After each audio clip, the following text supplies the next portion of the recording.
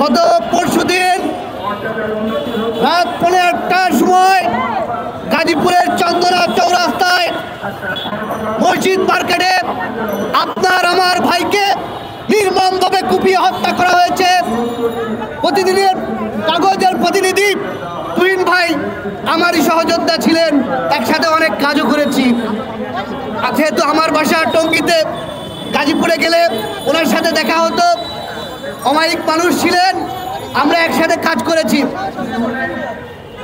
বেশ ওই দিনেই ইটের আঘাত করে আরেকজন সাংবাদিককে থেতো করা হয়েছিল। এভাবে আমরা গত সপ্তাহে দেখেছি দেশের বিভিন্ন প্রান্তে সাংবাদিকদেরকে আহত করা হচ্ছে, লাঞ্ছিত করা হচ্ছে, নির্যাতন করা হচ্ছে। ভাই, আমরা এই শৃঙ্খল থেকে কবে বের হব? সেই সাগররুনি হত্যা মামলার প্রায় সেই ফ্যাসিবাদ আওয়ামী শাসনের আমলে হত্যা হয়েছে, আজও শুনানি হলো না। ১২৫ বার সাগররুনি হত্যা মামলার শুনানি পেছানো হয়েছে। এই মামলার খবর কি জাতি জানতে চায়। এভাবে আজকে সাংবাদিক হত্যা হবে, দুদিন মানববন্ধন হবে, কলম বিরতি হবে, দুদিন পরে ভুলে যাবে, জাতি ভুলে যাবে, রাষ্ট্র ভুলে যাবে। এটা কোন খেলা? সাংবাদিকের হত্যার বিচার হয় না কেন? কই সাগররুনি হত্যার বিচার?